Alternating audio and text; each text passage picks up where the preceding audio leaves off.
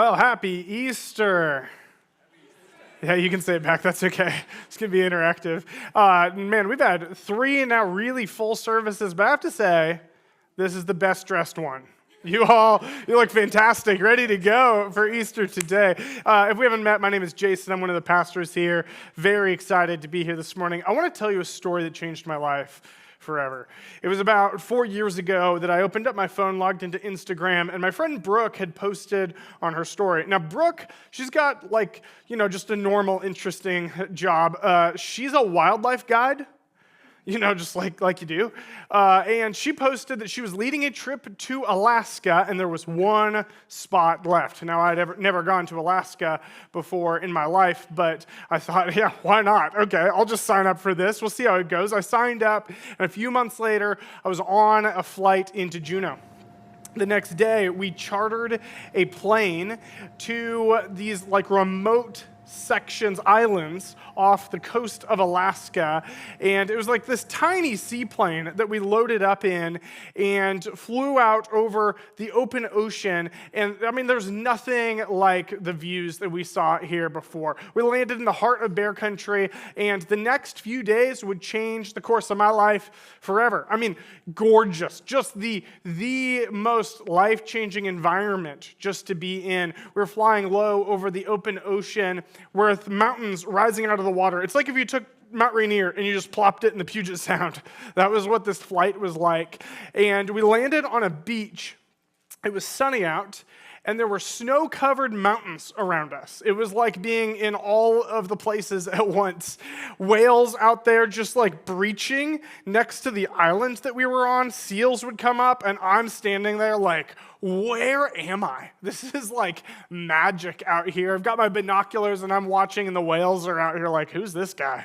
Just trying to get a meal over here. It's weird, I guess, whatever. It's their land and not mine. We camped on this little island called Windfall Island, and every morning we would make the maybe quarter-mile kayak trip to the shore at Pack Creek. Now, Pack Creek is a little bit of a funny area. It's on the 5th largest island in the United States, Admiralty Island. There is one tiny village on Admiralty Island, and on the exact opposite side, about as far away from that village as you can get, is Pack Creek, where a homestead was built in the 1900s by a man who decided he was going to just live among the bears.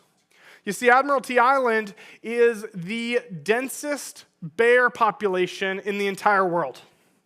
And he set up this homestead that he lived in for decades before eventually leaving, and the homestead was decommissioned, but the area was preserved to protect the bears. And we went in, we would kayak in, and I had these opportunities. We took photos of the bears that were just unbelievable. I mean, just lying in the sand on the beach with a bear closer than the back of the room is from me. Mind-bending experiences, unlike anything I'd ever experienced before. And so we made the decision, and every year we go back to a new place in Alaska, hike after hike, trip after trip, gondola after gondola. It is unlike anything I've ever experienced. This trip to the fjords, took us by maybe a dozen humpback whales that were all bubble feeding around us.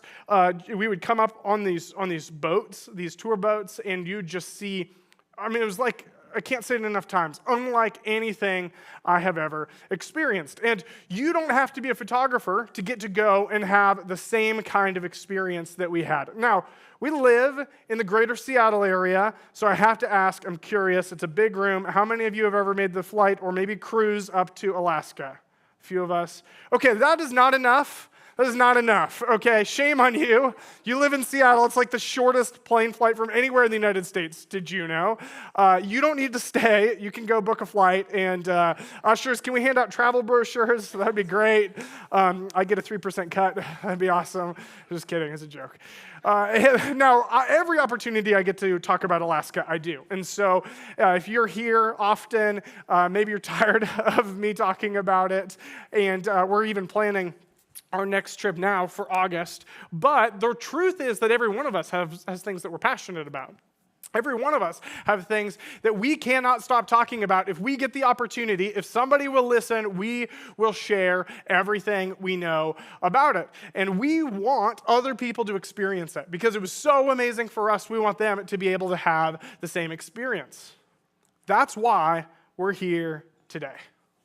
Because 2,000 years ago, a group of followers of Jesus came together and they started sharing something they could not stop talking about. Something happened in Jerusalem that changed their lives and the lives of hundreds of other people forever, and they could not stop telling people about it. Today, we have many, many books, many documents and ancient scrolls that reference the life of Jesus, and 4 in particular that tell us the story of Jesus in more detail. The one that we start with in our New Testament is called Matthew. It was written by a tax collector, a very detail-oriented guy who worked for the Roman Empire until the day that Jesus met him, and it changed the course of his life forever. The next one we have in our New Testament is a document by shorthand, we call it Mark, by a man named Mark. He didn't know Jesus, but he was close with a man named Peter, who was one of Jesus' guys. And Peter was not educated, but he told Mark everything, and Mark wrote it all down. After that, we've got Luke, who was actually a doctor, a physician, very well educated in the ancient world. And he didn't meet Jesus, so when he wanted to compile a document about what was true, he interviewed witness after witness after witness after eyewitness to record what are the true things that happened in the life of Jesus. And then finally, John, who was Jesus' closest friend. And I'll tell you this too, it wasn't just these 4 guys who wrote about Jesus. In fact, at the time, Jesus, I don't know if you know this, but he had half-siblings.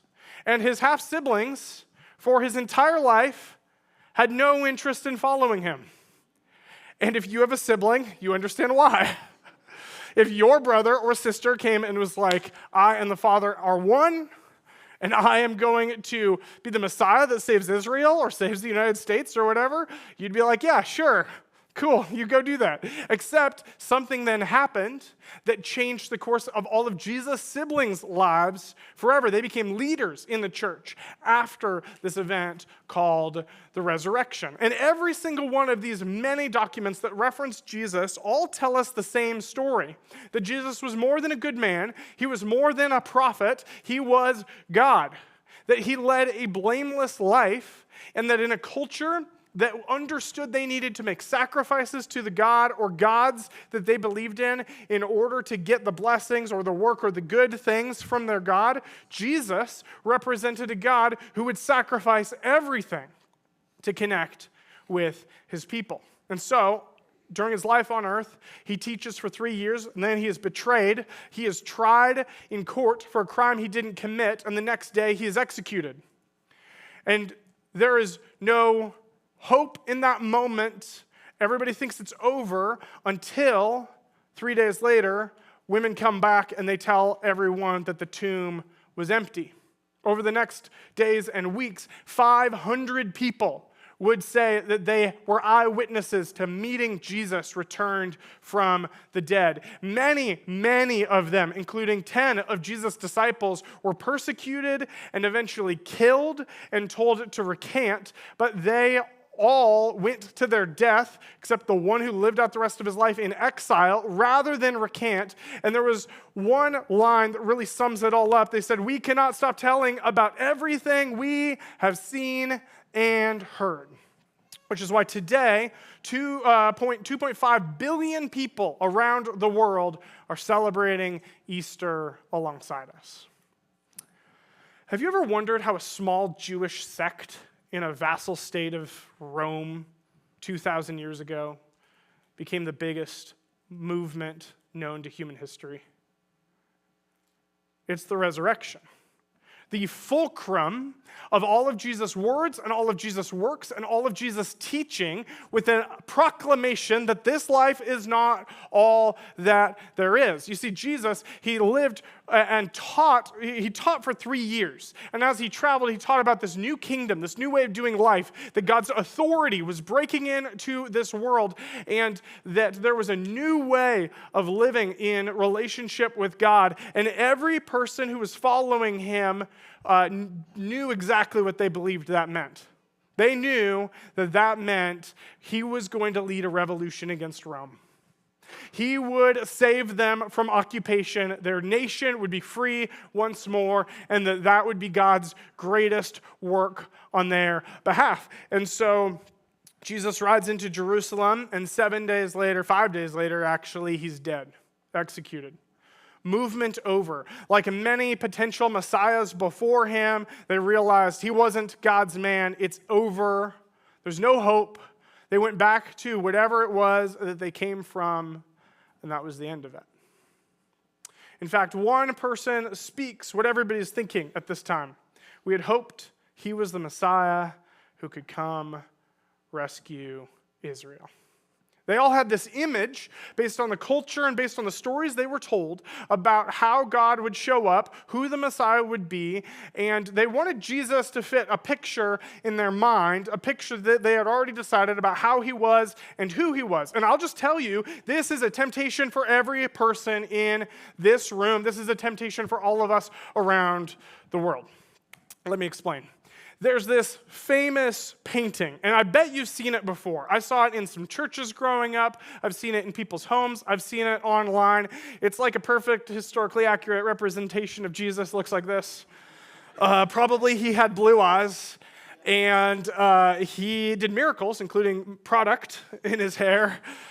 In the ancient world. No, like we know that this isn't what a man from the ancient Near East looked like. And yet most of us have this image of Jesus in our head if we try to picture him. He looks European because in the 1940s, a man named Warner Sallman put together this image that became one of the most well-known, if not the most well-known depiction of Jesus ever. And you and I, we so easily see Jesus in the way that is familiar and comfortable to us, based especially on our upbringing. About 25 years ago, a group of forensic researchers came together and they studied ancient skulls from the Near East and took some computer modeling, and they put together an image of what Jesus, or at least what a man in the ancient Near East would have looked like. And it's basically the same. This is a just orders of magnitude more accurate image of what Jesus might have actually looked like when he was here on earth. And yet, when we think about an image of Jesus, we are so likely to go to the first one. And look, there's nothing wrong with that. It's normal, but I think it actually skews our belief about who Jesus is, because it's not just what Jesus looked like, although that matters. It's also about how Jesus shows up in our lives. If in your upbringing, you were taught that God was distant, angry, disappointed in your behavior, or that he was keeping score, you're going to have a pretty specific image of Jesus and God in your head. Or if you grew up and you understood God was indifferent, or he was so distant, and the things that were happening in your life, you just couldn't imagine how he could possibly be a part of it. Maybe for you grew up and you understood that God was, at least you wouldn't say this, but it kind of feels like a pushover.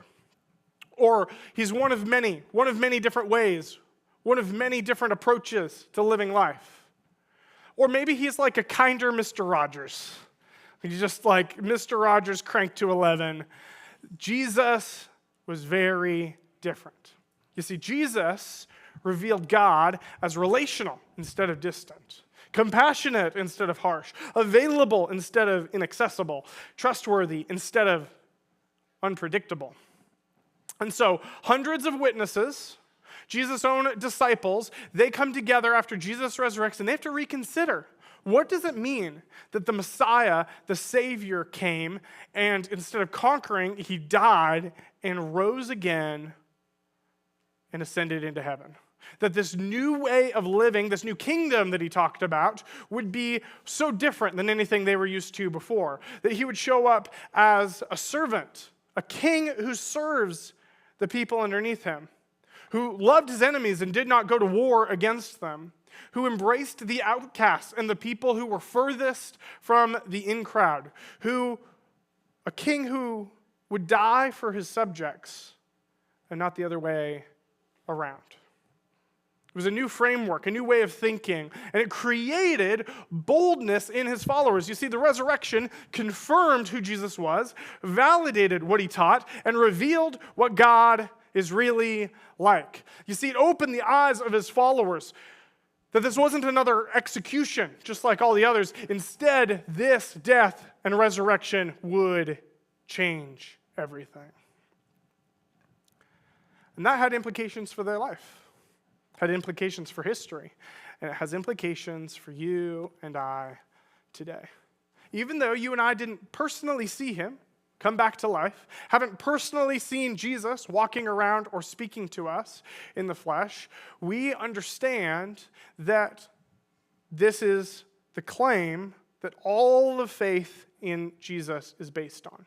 You see, 30 years after the resurrection, a man named Paul, who wrote much of the New Testament in the form mostly of letters to different churches, wrote to a group of followers of Jesus in Ephesus. Now, Ephesus, these are real cities. These are all historic places that you can learn about, and in the case of Ephesus, even visit. This is what it looks like today. We're not talking about a small town in the Bible Belt. We're talking about a city like Seattle with only one important difference that scholars have confirmed that they didn't have a millionaire tax. Well, other than that, very similar. It was a port city. The people there were very wealthy. They were influential. They were highly educated and spiritually curious. Sounds familiar. They debated truth. Now, they didn't see Jesus resurrected either, but they relied, like you and I, on the testimony of others. And Paul talks to a group of people who've already decided to follow Jesus. He writes to them. He says, I'm praying for all of these things. And at the end of the list, he writes this. I also pray that you will understand the incredible greatness of God's power for us who believe him. This is the same mighty power that raised Christ from the dead. You see, Paul is praying for people who know, and maybe you watched The Chosen, you watched The Passion of the Christ, you've come to an Easter service before, you came with us to Christmas. You're familiar with these stories. But his readers don't just know, they also believe. They've never met Jesus, but they believe that he's not just a prophet or a teacher, but that he is God. But Paul doesn't stop there. He prays that those who know and would believe would experience resurrection power in their own lives, that they would be transformed by it. And to be honest, that is my prayer and our prayer as a church for you and for the city of Duval. That we would experience God's power, God's resurrection power in our lives, in our homes, in our schools, and in our cities. Because Easter is an invitation to wake up and experience the resurrection. That my hope and our reality would be shaped by our understanding of God bringing new life. And for many of us, and maybe even from no fault of your own, you are feeling spiritually disconnected. You're feeling asleep. You're a little numb to the things we're singing or talking about. And no judgment for it. For some of us, it's because we just never decided, I'm going to step off the throne of my own life and follow Jesus, who understands me, knows me, and loves me more than I could ever understand or know or love myself. And so I'm going to follow the path that he put in front of me. But knowing and even believing isn't enough for Paul. He wants us to experience that resurrection would become a new way of seeing your and my life. That in the midst of the busyness and the stress, and I know we're getting to the end of the school year, so students in here, you are getting those last assignments in. If you're applying for colleges, the tension is real.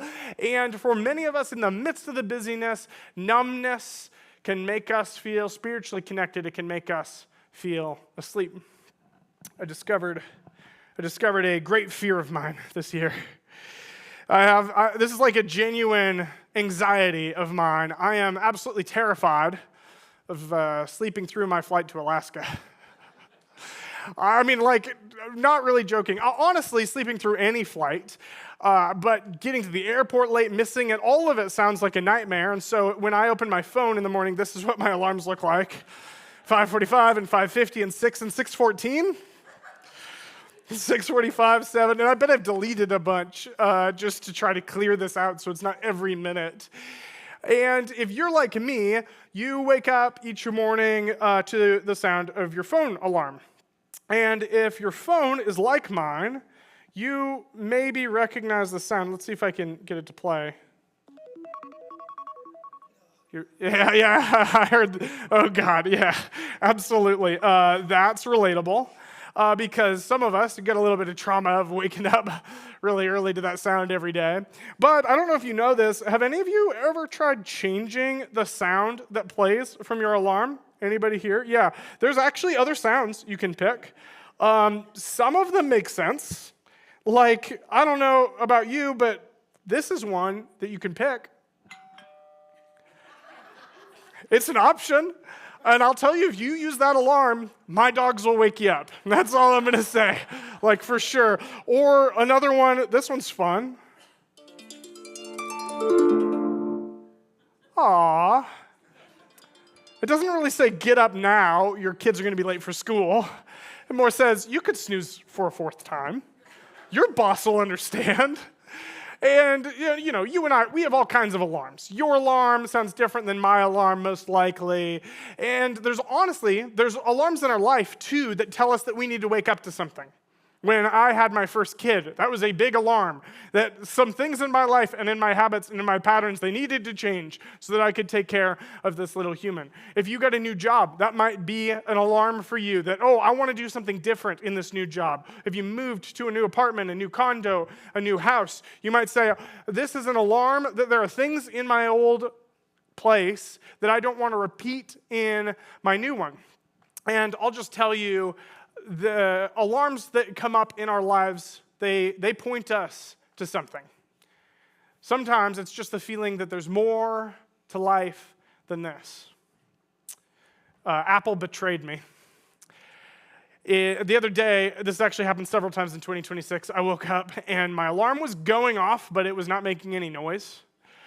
Which is like the worst thing. Like, I don't like waking up to my alarm. None of us probably do. But the worst thing is like missing something important, like your flight to Alaska, or even just getting the kids to school, or Easter services, especially if you have my job. It's not a good look. And so my wife and I, we bought an analog alarm. And I will tell you, it works. It is loud. It is terrible. I have to do like daylight savings time stuff on it. And when it goes off in the morning, it is like violence in my home. Like the sound is awful. I mean, it legitimately sounds like bam, bam, bam, bam. And that's the only sound. It doesn't even let me choose the doorbell or the harp sound on it. But I'll tell you, it's better than sleeping in. I'll tell you, it's better than missing the things that I really wanted to be a part of or that my kids want to be a part of. And so it's abrasive, it's painful, but it's better than the alternative. And sometimes God uses alarms in your and my life that are abrasive. They are painful. It is relational tension or pain.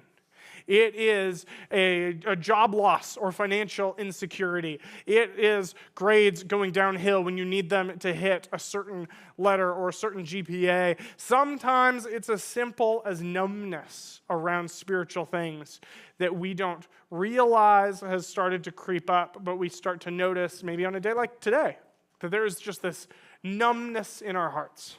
But I'll tell you, in Alaska, I get the best sleep. Because I don't set an alarm.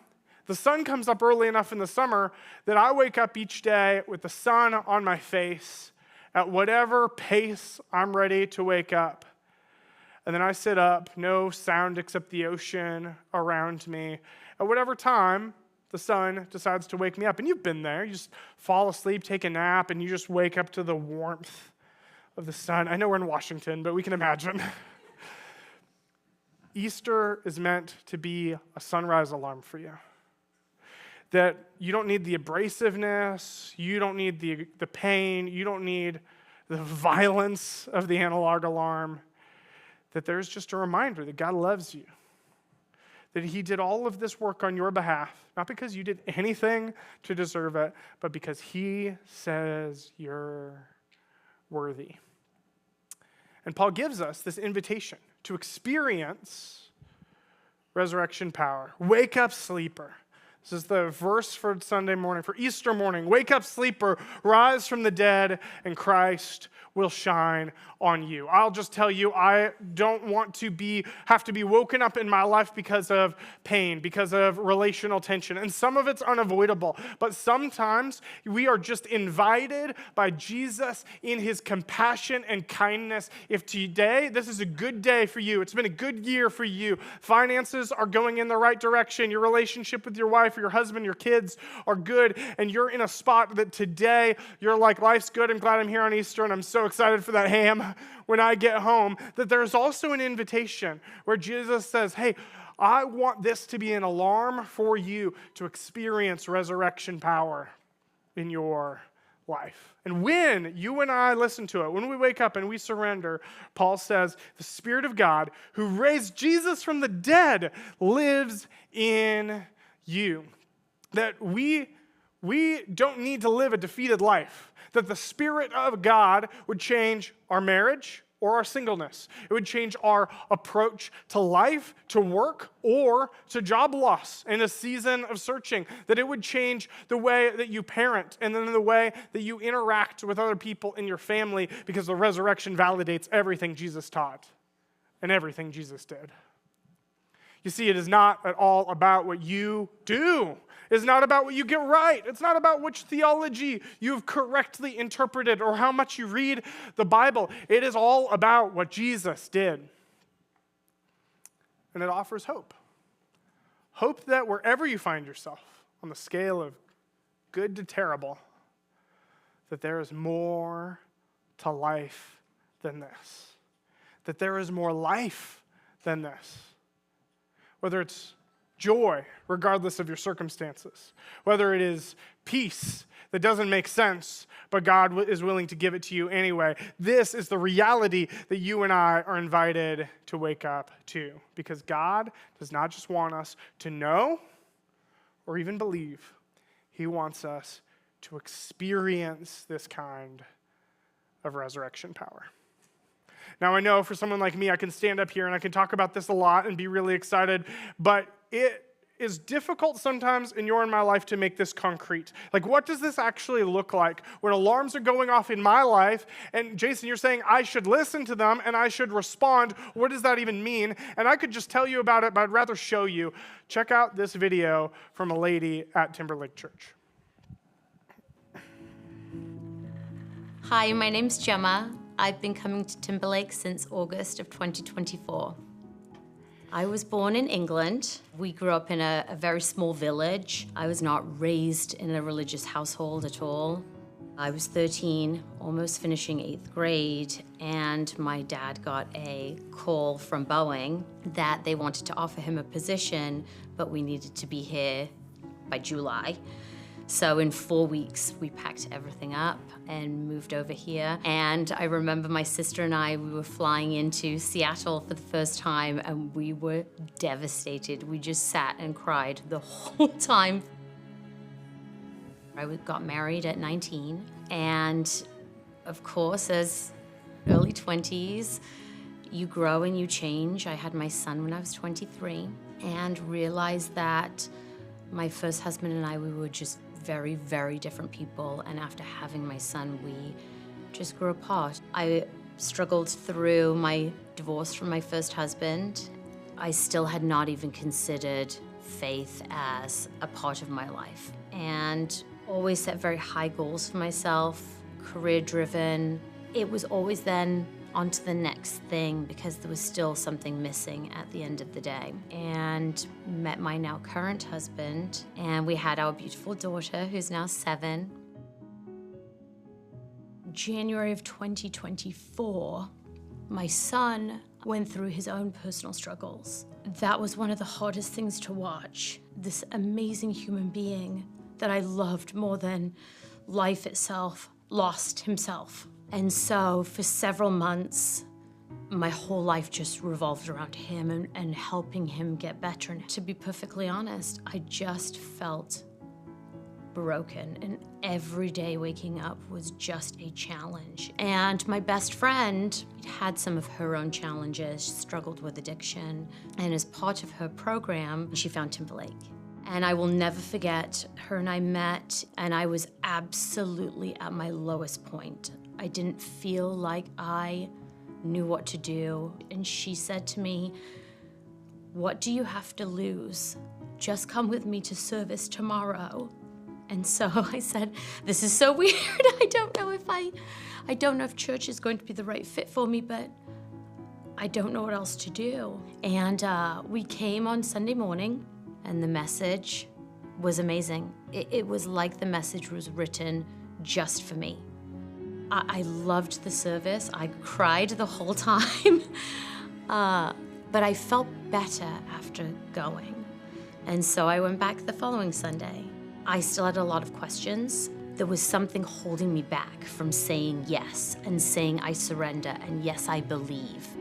I joined Alpha, which is an amazing course that gives you a lot of the information that I was searching for, a lot of the basics. We had a retreat, and all of a sudden things just kept clicking. The desperation and the emptiness, how heavy that felt. And several of the other members came over and they prayed over me. And on the day of that Alpha retreat, that was the day that I surrendered my life to Jesus Christ. I just knew after that day that my life was never, ever, ever going to be the same ever again. After that, made the decision to get baptized, and that was life-changing. I feel like a different person. That feeling of emptiness is gone through my relationship with Jesus Christ. That was the part of my life that had been missing this whole time. Gemma's story is one about alarms going off in her life that led her to respond, to wake up, and to experience new life. I grew up going to church. We'd be in church for something or another 3, 4, maybe 5 times a week. And there were so many times that I found myself trying to figure out, what am I doing wrong? What do I need to do better? How do I answer this question? How do I align my life in a way that's blameless, that God is going to look at? He's not going to keep score against me. He's not going to hold this over my head, but that I'll get to experience closeness with him. And then I found myself at 17, really feeling like I had tried and done everything that I could, and at my lowest point where I just couldn't feel like I could align who I wanted to be with who I believed God wanted to be with who I was after years of struggling. And so I just said, God, I've given up on trying all of this. I'm not going to try to hold myself to a standard of perfection. I'm going to just trust that you've got it, that it's just you. And it didn't change overnight, but year by year I began to experience and hear stories of transformation, stories of resurrection, stories of new life for one person in their mental health, and for the next person in their finances, for the next in their relationship with their kids or their parents or their spouse, and over seeing God show up in ways that made no sense, that really should have been impossible. And I got to a point where I realized I cannot stop talking about all of the things that I've seen and I have heard, because I want you to experience it too. And yeah, I want you to know it, and I want you to believe it, but I want you to experience the resurrection power that Jesus offers every one of us. So for some of you, it's time to wake up for the first time and to say, all of us feel like we know what's best in our life, but I'm going to trust that God knows me, and that he loves me, and that he knows what's best for me far more than I ever could. And I'm going to make a decision to step off the throne and put him in here, and I'm going to start following him. Not so that I can earn anything, not so that I can get any sort of attention or any sort of blessings or any sort of accolades, but just so that I can experience closeness with him. For some of you, alarms are going off in your life, and it looks uncomfortable. or it's starting to go that direction. And this Easter is just a reminder. It's an invitation and an opportunity to step up and step in to the life that Jesus offers you. And so my hope is that you do not just know Jesus, that you experience him and his power. I mean, for some of us, I just need to tell you, we actually do this every week. It's a joke. You can laugh. It's no judgment. Oh, thank you. Thank you. And really all it is, like, I don't have it together. Nobody in this room has it together. If they tell you they do, they're lying to you. We get together to try to figure out what it means to follow Jesus the best we know how, so that we can experience that resurrection power, and our neighbors can experience that resurrection power, and our families can experience, our homes can experience that Duval would be different because it looks more like Jesus. For some of you today, it's time for you to take that step for the first time. And so I'm going to pray a prayer, and I'm going to invite you to pray it also in your own heart and mind, and make the decision to start following Jesus today. For some of you, you've said, I know Jesus, I believe in Jesus, I have made this decision before, but I do not experience any of this resurrection power in my life. I know the area in my life that I need it. I know which relationship I want God to show up in, or which job search, or which whatever. And I'm just praying that I would experience God in this next season. And if you are in either one of those boats, my request would be that you just pray silently in your own heart and own mind alongside me at each part of the prayer, and make a decision to join us on this journey of following Jesus. Let's pray.